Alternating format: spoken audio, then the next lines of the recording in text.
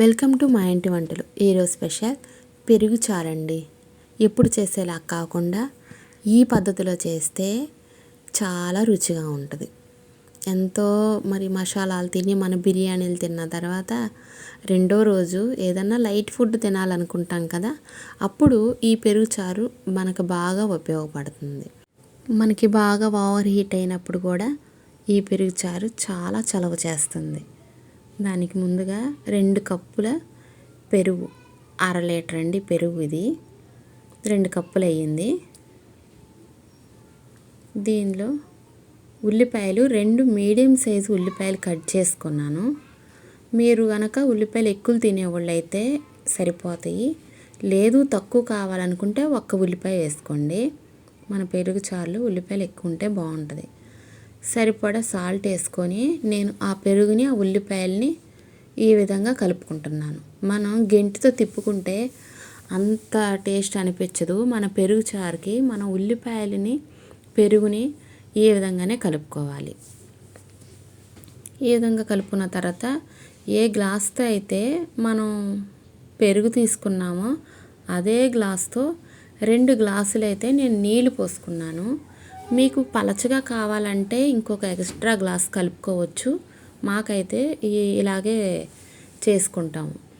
2 tea స్పూన్ల oil వేసుకొని దాంట్లో 4 ఎండుమిరపకాయలు, కొంచెం జీలకర్ర, కొంచెం తాలింపు గింజలు, ఫ్రెష్గా ఉన్నటువంటి కరివేపాకు.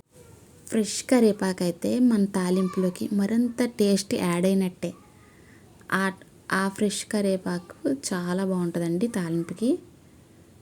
మనం తాలింపు వేయించుకున్న తర్వాత 2 మీడియం సైజు వంకాయల్ని నేను ఈ విధంగా చిన్న చిన్నగా కట్ చేసుకున్నాను. అవి కూడా దీనిలో మగ్గే విధంగా మంచిగా వేయించేసుకోవాలి. వంకాయ త్వరగానే మగ్గిపోతుంది. నేను చిన్న చిన్న ముక్కలు కట్ చేసుకున్నా కదా, లైట్గా కొంచెం సాల్ట్ వేసుకుంటున్నాను. ఎందుకంటే వంకాయల్లో మనం కొద్దిగా సాల్ట్ వేసుకోవాలి, లేదంటే మనకి కండ్ర వచ్చేస్తాయి కదా, దానికోసం కొద్దిగా వేసుకున్నాను. ఒక 1/2 టీ స్పూను పసుపు, 3 పచ్చిమిర్చి మధ్యలోకి ఇలా చీల్చుకున్నాను. సన్నగా తరిగి పెట్టుకున్న కొత్తిమీర కూడా వేసేసుకోవాలి. త్వరగానే మనకు వంకాయ మగ్గిపోతుంది. చక్కగా ఇది మగ్గిపోతుంది. దీనిలో మనం ఇందాక కలిపి పెట్టుకున్నాం కదా మన మజ్జిగ చారు, పెరుగు చారు, దీనిలో కలిపేసుకోవాలి. అంతేనండి, మన పెరుగు చారు రెడీ అయిపోయింది. మీరు పెరుగు చారు అంటారా, మజ్జిగ చారు అంటారా, ఏమంటారో కామెంట్ రూపంలో మాకు తెలియపరచండి. మన ఎంతో రుచికరమైనటువంటి హెల్దీ అండ్ టేస్ట్ పెరుగు చారు రెడీ అయిపోయింది. దీన్ని కనుక మనం రైస్లో తినేటప్పుడు ఆ ఉల్లిపాయ ముక్కలు, వంకాయ ముక్కలు మధ్య మధ్యలో ఎండుమిర్చితో నంచుకొని తింటే అస్సలు ఆ టేస్టే వేరండి. ప్లేట్ మొత్తం ఖాళీ చేసేస్తారు.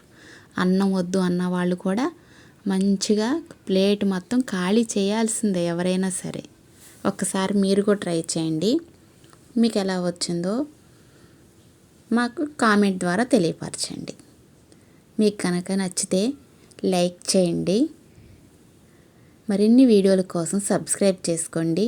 బెల్ బటన్ నొక్కండి. Thank you.